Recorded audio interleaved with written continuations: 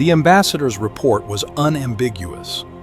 The King of Denmark is a fool. He soils himself. He speaks to walls. He cannot remember his own name. He poses no threat to anyone. The court agreed. The nobles relaxed. The conspirators who had murdered the previous king smiled and went back to their schemes. No one paid attention to the fool on the floor for 3 years. And then, one night, the fool stood up. He gathered an army. He executed the conspirators who had killed his father. He seized the throne, and he ruled Denmark for 42 years, one of the longest and most successful reigns in Scandinavian history. His name was Amled. You know him by another name, Hamlet, Shakespeare's melancholy prince, paralyzed by indecision, destroyed by his own hesitation, was based on a real man. A man who was nothing like the play. The real Hamlet didn't hesitate. He didn't philosophize. He didn't die. He pretended to be insane for years. He fooled everyone. And when the moment came, he struck with precision that left no survivors. By the end of this video, you will understand the strategy that kept him alive, and why this ancient technique has been used by survivors, prisoners, and geniuses throughout history. Sometimes, the safest place to hide is inside a mask of madness. You have been in situations where you couldn't fight back. Maybe not life-threatening, but trapping. The boss who had absolute power over your career. You couldn't confront them directly without being destroyed. The family dynamic where honesty would have caused an explosion you weren't ready for.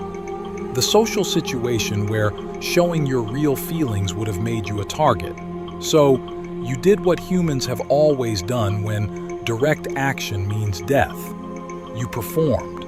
You smiled when you wanted to scream. You agreed when you wanted to argue.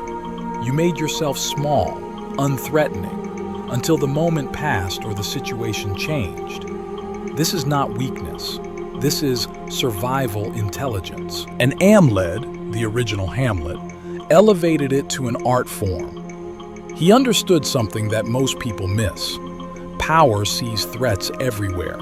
A tyrant who has murdered to take the throne knows that he can be murdered to lose it. He watches everyone. He tests everyone. He eliminates anyone who might be capable of revenge. So, what do you do when you are exactly the person the tyrant should fear? You become someone he doesn't. You become harmless, pathetic, insane, and you wait, for 3 years if necessary.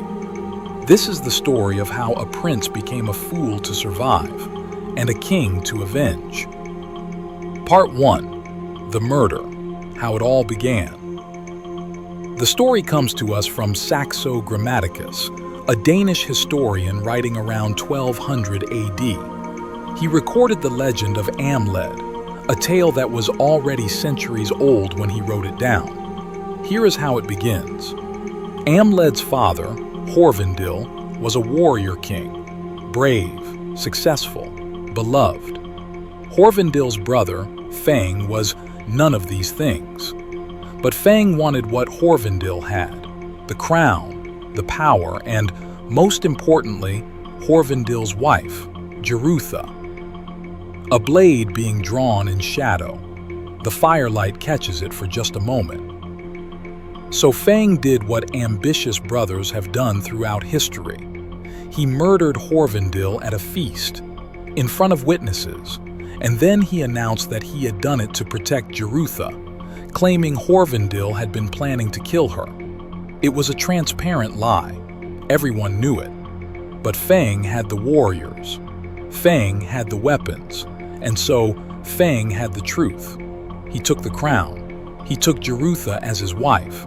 And he turned his attention to the one remaining problem, Amled, the son. In every succession crisis, the same pattern emerges. The usurper cannot feel safe while the legitimate heir still breathes. The old king's son is a living reminder that the new king is a fraud. Every noble who looks at the boy thinks about what should have been. Every enemy of the usurper sees a potential rallying point. The solution is almost always murder. But murdering a child, especially the child of a king many still loved, was politically complicated. It would confirm that Feigned was exactly the monster everyone suspected. It might trigger the rebellion he was trying to prevent. So Feigned waited and watched, looking for any sign that Amled might be dangerous. Part 2. The Mask, Becoming the Fool. Amled understood the game. He knew his uncle was watching. He knew that any sign of intelligence, any hint of ambition, any flicker of hatred in his eyes would be a death sentence. So he gave his uncle something else to see. He stopped bathing. He stopped speaking coherently. He wandered the halls of the castle talking to shadows, laughing at nothing, weeping for no reason. He fashioned hooks out of sticks and told everyone he was making barbed shafts to avenge his father.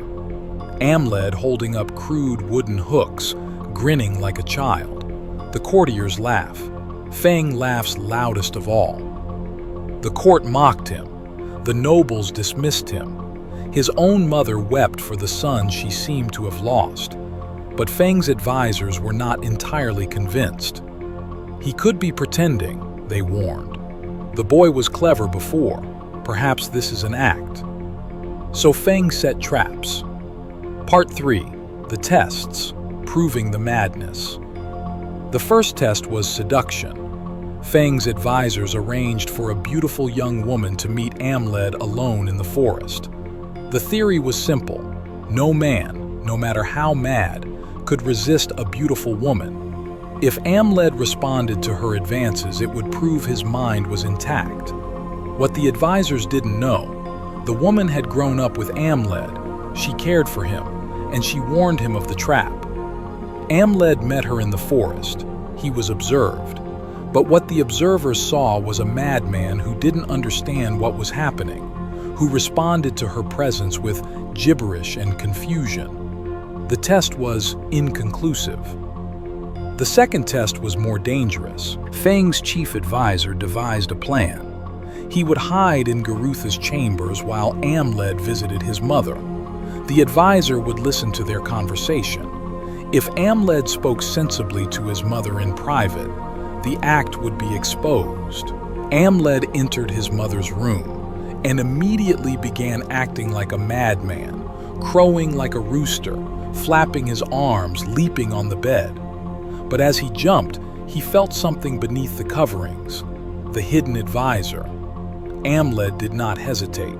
He drew a blade and stabbed through the tapestry, again and again, until the advisor was dead. Then he cut the body into pieces, boiled them, and fed them to the pigs. When asked what happened to the advisor, Amled smiled his vacant smile. "He fell into the sewer," he said, "and the pigs have eaten him." Everyone assumed it was the raving of a lunatic. It was the truth. Part 4. The Exile, Sent to Die. Feigned was growing nervous. The dead advisor, the inconclusive tests, the nagging sense that something was wrong. He decided to send Amled away, to England, with 2 companions carrying a sealed letter for the English king. The letter contained a request: kill the bearer of this message. Feigned would have his death, but his hands would be clean. Amled found the letter. He read it, and then he did something remarkable. He rewrote it. The new letter instructed the English king to execute the 2 companions and to give his daughter in marriage to Amled. He resealed the letter. He replaced it. His companions delivered their own death warrants, never knowing what they carried. Amled married the English princess.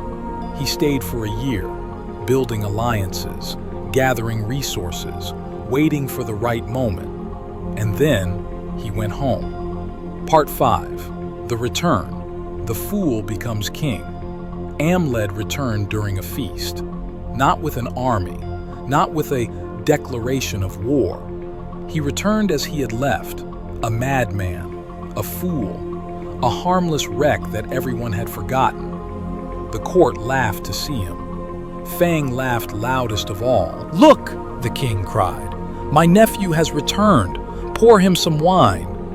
Amled drank. He stumbled. He entertained. And as the night wore on, he served the wine himself, making sure every cup was filled, again and again, until the entire court was drunk beyond consciousness. When they were all unconscious, Amled nailed the tapestries to the floor, trapping everyone inside. Then he set the hall on fire. He went to Feigned's chambers. He found his uncle's sword and replaced it with one that had been nailed into its scabbard, impossible to draw. Then he woke Feigned and told him the truth. "I am not mad. I have never been mad, and now you will die for what you did to my father." Feigned reached for his sword. It would not move. Amled killed him with Feigned's own blade. The next morning, Amled addressed the people of Denmark. He explained everything: the murder of his father, the years of deception, the justice he had delivered. The people did not condemn him. They made him king. Part 6. The Strategy. Why Feigned Madness Works. Amled's strategy was not unique to him. Throughout history, the same technique appears again and again: the deliberate performance of incapacity to survive impossible situations. David feigning madness before King Achish. In the Bible, David, future king of Israel, is captured by his enemies, the Philistines. To escape execution, he scratches at doors, lets saliva run down his beard, and acts like a lunatic. The king dismisses him as harmless. David escapes. Lucius Junius Brutus. In ancient Rome, when the tyrant Tarquin killed the nobility and seized power, a young nobleman named Brutus survived by pretending to be mentally disabled. His name, Brutus, literally means stupid. He played the fool for years until the moment came to lead the rebellion that overthrew the monarchy and founded the Roman Republic. Claudius. The future Emperor Claudius survived the murderous reign of Caligula by being dismissed as a stammering, limping imbecile. The assassins who killed Caligula found Claudius hiding behind a curtain and made him emperor because they assumed he would be easy to control. He ruled for 13 years, conquered Britain, and outlasted everyone who underestimated him. The pattern is consistent because the psychology is consistent. Power eliminates threats. Power does not eliminate non-threats. If you cannot be stronger than your enemy, you can be invisible to them. And nothing makes you more invisible than the appearance of weakness so complete that you cease to register as a player at all. This is not cowardice. This is strategic patience. The fool's mask is not a surrender. It is a position, held until the conditions change. Part 7. Shakespeare's Betrayal. What he changed and why. In 1600, William Shakespeare took this story and transformed it. He kept the setting. He kept the murdered father, the usurping uncle, the mother who married the killer. But he changed the most important thing. He made Hamlet actually indecisive. Shakespeare's Hamlet knows his uncle is guilty by Act 1, but he spends 4 more acts thinking about revenge instead of taking it. He stages a play. He has philosophical conversations. He accidentally kills the wrong person. He hesitates until the bodies pile up, including his own. Why did Shakespeare make this change? Because Shakespeare was not interested in a revenge story. He was interested in the psychology of a man trapped between action and paralysis. The original Amled is a survival story, a tale of strategic deception rewarded with total victory. Shakespeare's Hamlet is a tragedy, a tale of what happens when you cannot act, when your own mind becomes the prison. Both versions are true. Amled shows what is possible when you commit fully to the mask, when you subordinate everything to survival and eventual victory. Hamlet shows what happens when the mask becomes real, when you perform indecision so long that you forget how to decide. The difference is not circumstance, the difference is will. Amled ruled Denmark for 42 years after his revenge. He fought wars, he made alliances. He was eventually killed in battle, not by treachery but by an enemy king in open combat. He died as a warrior, not as a fool. But here is what the story teaches. The mask is not the man. Amled wore the fool's face for 3 years. He let himself be mocked, dismissed, degraded. He watched his mother marry his father's killer. He swallowed humiliation after humiliation, and none of it touched his core, because he knew what he was doing. He knew why he was doing it, and he knew that the performance was temporary, a tool, not an identity. This is the hardest part of strategic patience, not losing yourself in the act. The performance of weakness can become real weakness if you forget that you're performing. The mask can fuse to the face. The lie can become the truth. Hamlet's tragedy is that he could not separate himself from his own hesitation. He played the melancholy prince so long that melancholy became his nature. Amled's triumph is that he never forgot the fire burning beneath the ashes. Here is the principle, burned clean. Sometimes survival requires becoming invisible. Not through hiding, through transformation, through becoming something your enemies don't need to destroy. The world is full of threats, people and systems that will crush you if you confront them directly before you're ready. The question is not whether to fight, the question is when. And until that moment comes, the fool's mask is not a defeat, it is a strategy. The real Hamlet did not die in a duel. He did not give soliloquies. He did not hesitate. He wore his madness like armor. He waited in the ashes like an ember. And when the moment came, he burned his enemies to the ground. Shakespeare gave us the tragedy of thought. History gave us the triumph of patience. Both are true. Both are possible. The choice is yours. Subscribe if you want to see the next pattern. The fool is only a fool if he forgets he's pretending. Remember who you are beneath the mask.